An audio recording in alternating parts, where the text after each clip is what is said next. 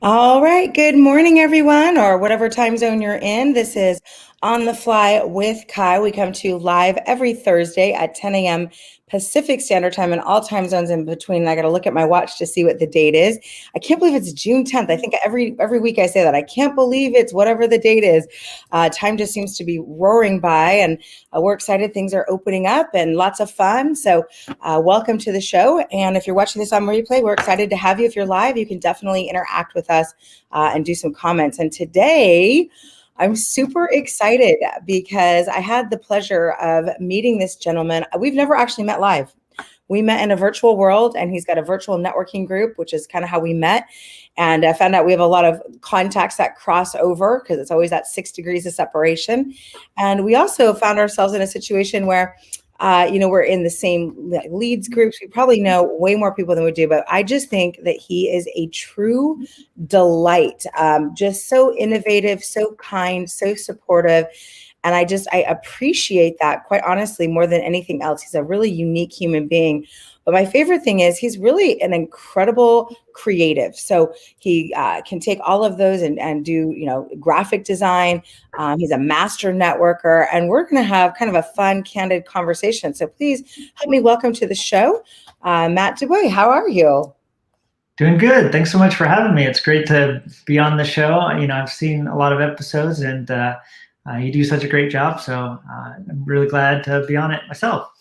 I love it. Well, I have a couple of questions for you, and I know we've got some folks live, and please feel free to interact with us. You can ask questions. We can see your comments. But I know that, have you always known you were creative? Like, how did you come into graphic design? Because I kind of went the math sciencey way. I got a pre-med degree, and then I was always like, I should have been a creative. That seems like so much more fun than what I was doing. Yeah, it's interesting. You're reminding me of when I was younger, and I used to, draw pictures. My friend was a really good artist, and he would always do these master works. And I'm not that great of an artist, even though I do graphic design. But I remember what I liked to do was I never wanted to create the same thing twice. I would draw a picture of a certain character, and then I would want to draw an apple. And then I looked at my notebook, and I really valued like doing something different each time I did a drawing. And so I think that was kind of like early stages of enjoying the creative process, being able to create something new. And so I think it's always kind of been there, but I think I've recognized it in different ways. And now it's kind of been able to help do graphic design work for different clients. So you knew at an early age you were going to be a creative, and then you just didn't know quite how it was going to look.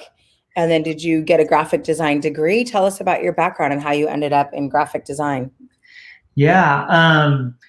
So I didn't always know I'd be a graphic designer, or I didn't quite know that I'd use creativity for kind of a career, so to speak. But I worked in a company called IPS Learning right out of college. I went to UC Davis and studied sociology with a minor in education. So I hadn't done any graphic design during college or anything like that. But during my role at this company doing project management training, they needed some help with these graphic design things. And I raised my hand and said, hey, let me help with that, because it was a small enough company. And so I started to do it as a hobby and helped a little bit. And then when I transitioned out of that job, I had some time to kind of figure out what I was doing while I looked for my next kind of career move, and started doing more and more, did it as a hobby, but did it for friends and family and stuff like that. And started to build up clients, clients that wanted, to pay me to create their graphics for flyers and things like that. And so I kind of fell into it organically. But I never went to like art school and stuff like that, and just kind of taught myself. So it's been fun. And I've seen a lot of your work. It's amazing. And so I know there is a lot of DIY, do it yourself kind of opportunities out there. And we chatted a little bit about that. So I'd love to know, when does it make sense to bite the bullet, because you got a lot of entrepreneurs on here. This is tips, tricks, and hacks for entrepreneurs, or those who want to be one. Mm-hmm. So, we're starting out, right? I remember always being an entrepreneur. and creating your own flyers, on a PowerPoint, and then printing those, right? I don't know if anyone remembers making flyers on PowerPoint, if it was just me. And then you have things now like Canva and Fiverr, and I know there's a place for everything, and you're always so gracious. You never bash anything, which I love. Thank you for that. But be having a candid conversation, like when does it make sense to up level and hire somebody, and when does it make sense to just do it on your own or have Fiverr do it? Yeah, it's a really good question. I think a lot of small business owners or entrepreneurs or somebody that's starting out always has that question, and I deal with it myself as I need different services, whether it's video work or social media management and all that stuff. And my view with any of those things is I actually like to do a little bit myself and see kind of what it takes. And so I would recommend the same thing for design. Canva, I think, is great for exploring that stuff. You get a Canva account, I think you can do quite a bit with it being free, and see what you can get away with, honestly. If you are just starting out, I think every business needs to think about their budget and make sure it works. And so, design is one of those things that you can kind of see if you can make it work. And I think what you'll learn is that you'll see where you might be able to save money in the short term, or maybe you can make your own flyer and it works for now.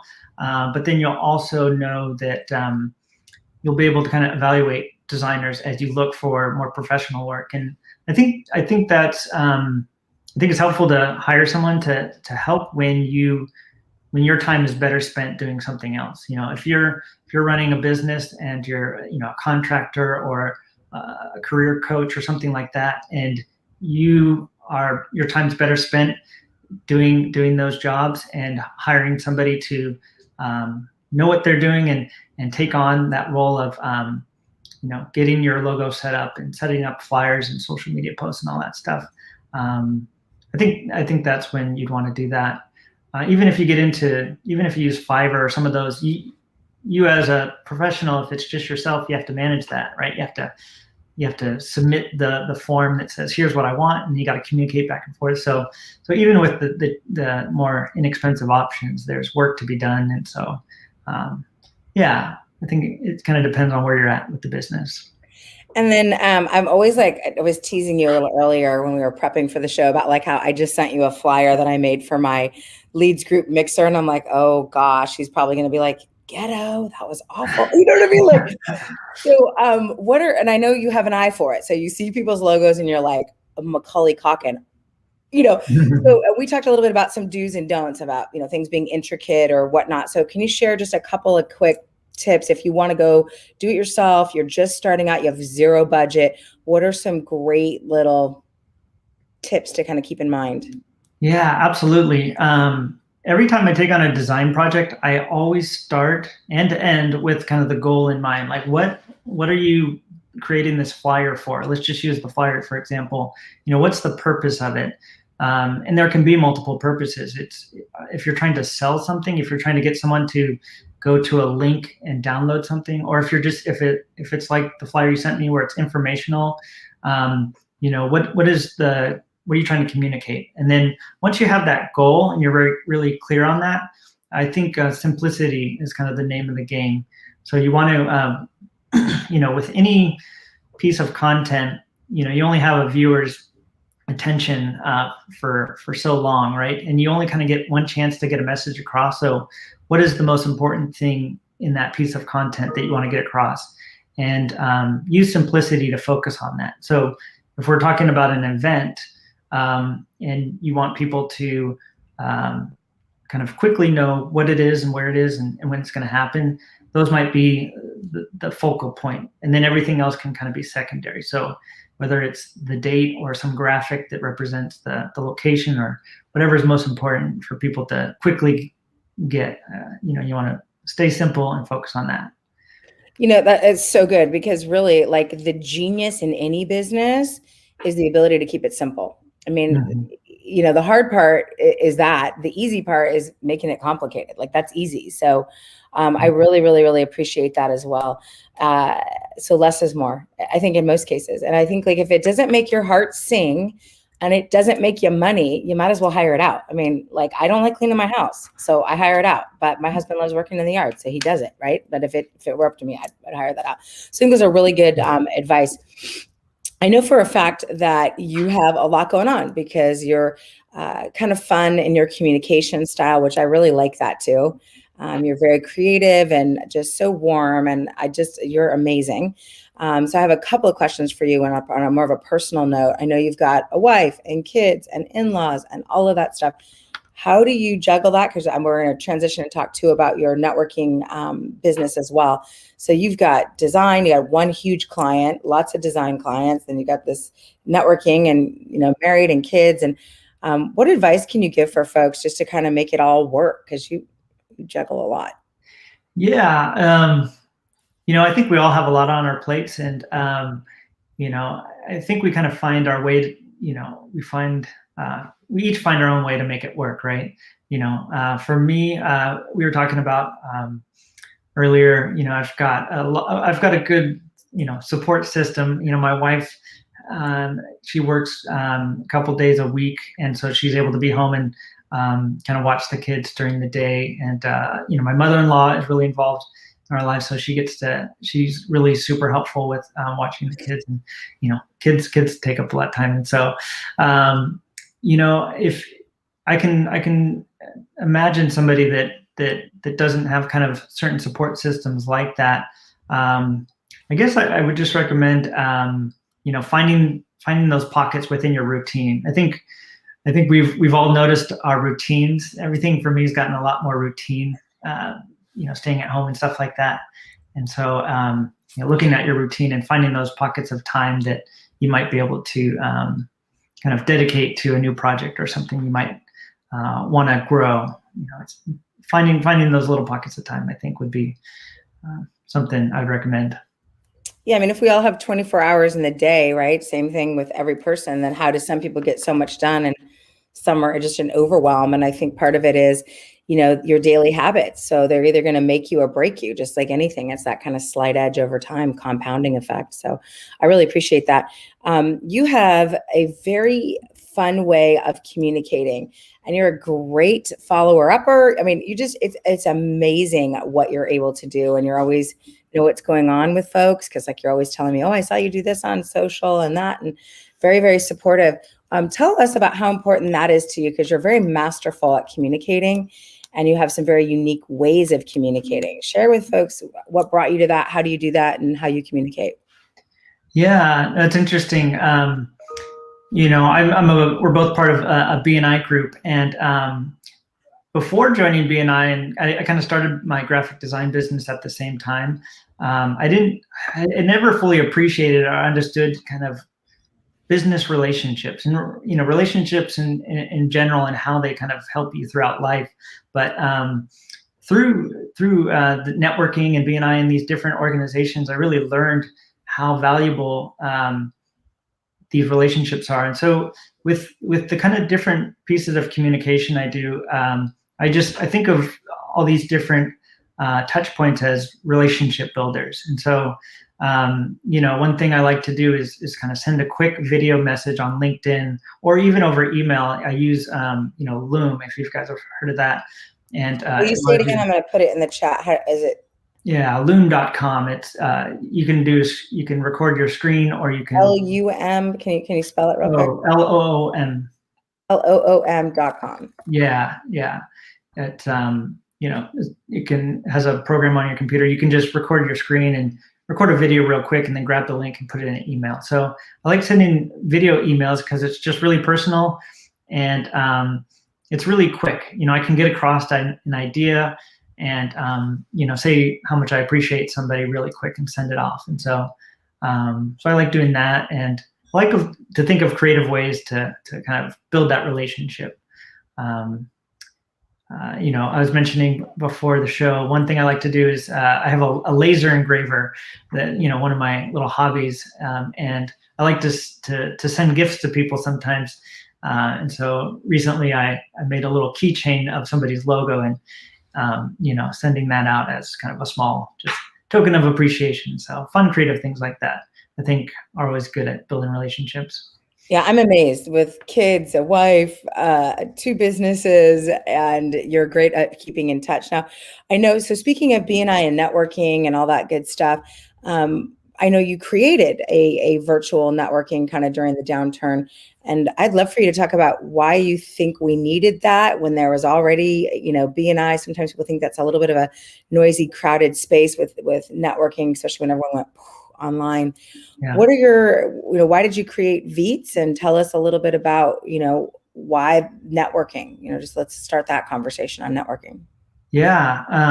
So yeah, back in May 2020, um, you know, uh, the BNI group went online, and um, uh, I had been in BNI for a while, and really appreciated kind of the network that I had built. And at the same time, I was doing one-on-one calls with people I had met at conferences and stuff like that. And I had developed relationships where I kept them going online.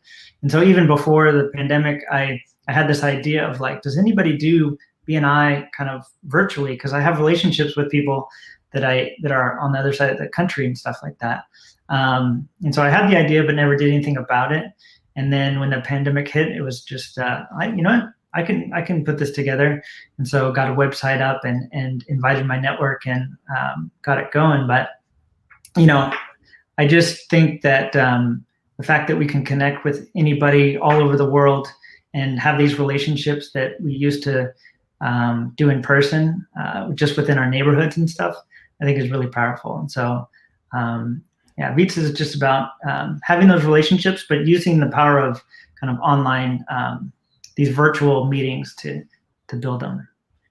Yeah, it's been funny. I think it was Robert Kiyosaki. He says that, the wealthy build networks and everyone else looks for work, and dig your well when you're not thirsty kind of thing. So I think, networking is really important because it's not necessarily about somebody doing business with you, but it's about collaboration. It's about connection. It's about, that piece, which a lot of times they don't get that. So what would be some suggestions? Because you're very masterful at networking. So if someone's out trying to build a business, they're just getting started, what are 3 or 4 tips you can give them for networking, either virtually or in person? Because I know some of our events are starting to go back in person. I see Jeannie on here. She and I were in person yesterday outside at a park. That was super fun.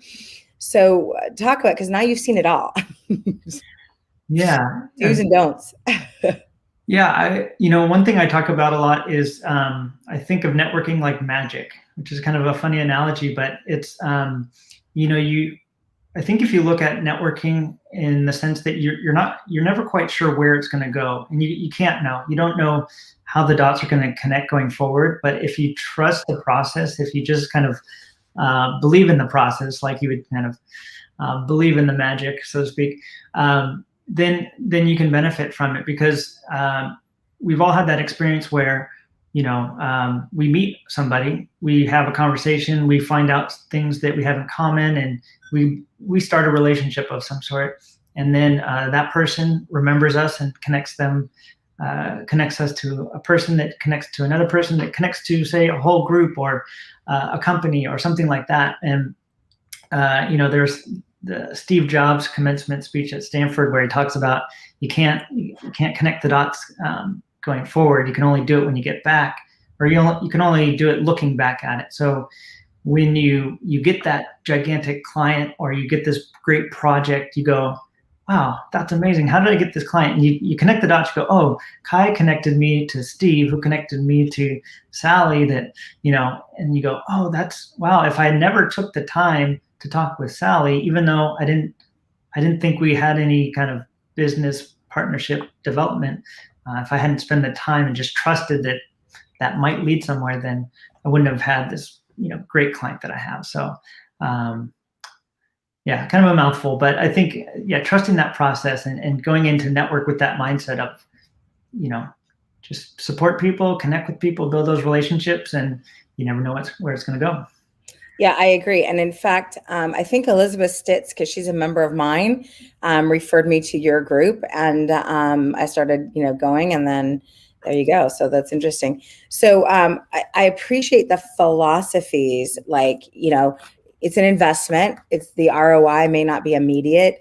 It's important to kind of stick and stay. And I've I'm in the process right now of I've been networking with this one organization for 20 years, and it looks like it could be a really big thing here coming up. So, or it could be nothing. You never know. But what do you see that can really help people, up level their game when they're networking as well? So I understand the philosophies now, but what are some do's, like practical do's and don'ts? Like, how do you show up? What are your expectations? How do you communicate? Because I know you've seen it, so I'm looking for that really. Yeah, I would say like one practical tip might be to find somebody that you really trust, or somebody that somebody that's willing to give you honest feedback, and have a one-to-one with them and give them the permission to give you some harsh feedback and put yourself in the right mindset so that you're welcoming this. But and then give that normal pitch you give in a networking call, or however you explain yourself when someone says, "Oh, hey, what do you do?" And ask for that feedback. See how it comes across, because I think in a lot of the networking I do, sometimes I find myself still trying to discover exactly what the person does, or what their unique value is. If someone says, "Hey, I'm a financial advisor," I might go, oh, "Okay, I know what financial advisors do on the surface level, but what makes them unique?"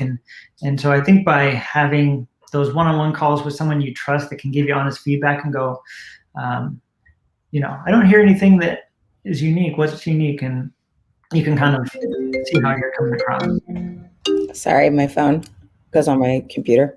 We are live. I couldn't agree with you more, and that is really awesome advice. I have not heard anyone talk about that yet. With find somebody and ask them, "Hey, really, what do you think I can do?" With regards to just networking in general, how many groups should you be a part of if you're just starting off? Because you could almost work yourself out of business. I mean, there's just a lot of opportunity. And I know you're looking to transition more into being an owner of a networking group versus being the next Ivan Meisner or something. I love that. But give some thoughts on that as well. Yeah, how much networking you should do. I mean, you can definitely. There's if the audience hasn't heard of Lunch Club, that's something that is a great way to kind of network and meet new people. It's you get to do one-on-one calls, and you can sign up you can network every single day of the week. And there's so many networking opportunities out there that you could do it to kind of a fault. And I would say, yeah, it depends on what business you're in, but I would evaluate how much time you want to spend doing it. But I would encourage people to put in to a routine. Look at your calendar and pick a certain amount of time you want that works for you and your business, and try to stick to that. Because I think if you don't have the routine, then you end up either doing it too much because you're jumping into a bunch of calls when you're not busy, and then when you do get busy, you kind of don't network for a while, and then you kind of feel the effects of it later. So I think finding those little chunks of time in your schedule and dedicating it to whichever groups work for you, I think that's kind of an important thing people could put in place. Yeah, I feel like consistency is probably the key. I mean, you can't just come to one event, especially virtually, because it takes a little longer, I think, for people to get to know each other. You know what I mean? You can't just go once and be like, "Hey, I didn't get a client. That's the end of that. I should just give it up." So it's showing up is where all the rewards are. It's that consistency and that showing up. I know that you're a huge entrepreneur, and we've got some folks here that are either dabbling or looking like, "Hey, how do I fire my boss? What am I doing?" So I would love for you to talk quickly about, we're not in any hurry, but to talk about, when did you decide that you were going to go the entrepreneur route, and how do you know that's true? Because it's scary. So talk to people about how to walk them off the ledge, especially if they've got obligations, families, things like that at home, and responsibilities. It's a scary world. So how and when do you know? And I'd love to open up that conversation. Yeah. In my journey, it was the graphic design business was something that I was kind of in between jobs, and I had to decide if I was going to go full steam on the graphic design job and try to support my family doing that, or if I was going to find another full-time thing and not really have the time to, focus on the design work full-time. And that was a conversation I had to, have with my wife, and it wasn't an easy one, because it's honestly it's a scary thing, being an entrepreneur, and doing the graphic design stuff full time, or whatever you're doing. If you do it full time and that's your only source of income,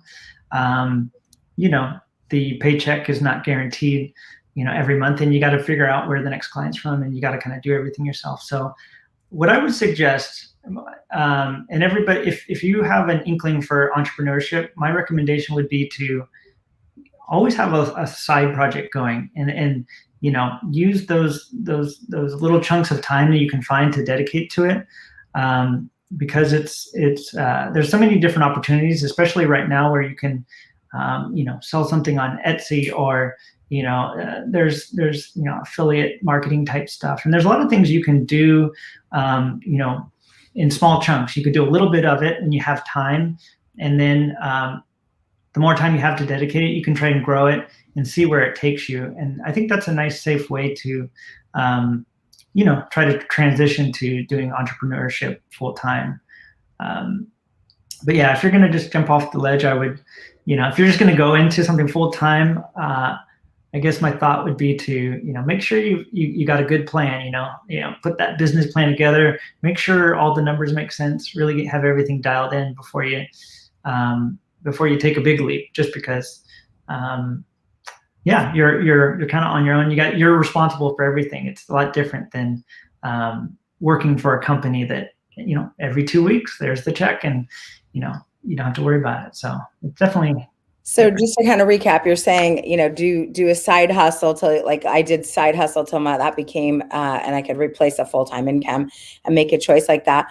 Or if you're situational and you've been laid off, don't go cry in a corner, wait for your unemployment checks to run out and then panic. Just start doing something, right? That if you really think you want to be an entrepreneur, because sometimes your tragedy is your destiny, right? I think a lot of times, in that moment when I first got fired from my last job, I was like, oh, and then I'm like, hey, this could be an opportunity, right? So I think there's things happen for a reason a lot of times, and you just got to be able to be in a position to capitalize on it. And you've got a great organization that can help people capitalize on it. So if people wanted to engage with you, maybe hire you for some graphic design, I know you've worked for large companies, small companies, how would you like for them to engage with you? And I know you've got your great networking group. So how would you like for people to continue the conversation or meet with you? Yeah,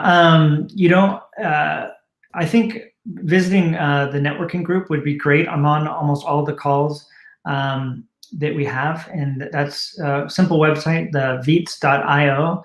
If you check out the website, we have a calendar on there with all the different events, and that would be a great way to connect with me. And from there, we can, if you do need design work, be a great intro, and we could chat about what your needs are. So, but yeah, it's, I'm a big believer in networking and growing your business doing that. So if people want to join in, that'd be great. That's why we are kindred spirits. Well, thank you so much, Matt, for being on the show. We really appreciate it. And I just want to say to all the viewers, I appreciate your support and, your continued watching the show. We're here every Thursday at 10 a.m. Pacific and all time zones in between on this business page, On the Fly with Kai on Facebook. And it's also on YouTube. So next week, you'll get another tip, tricks, and hacks for the entrepreneurs. And with that, I want to say thank you so much, Matt, for being on the show. You're amazing. And with everyone else, I guess, take care, take charge. We'll see you over the top. Bye, everybody.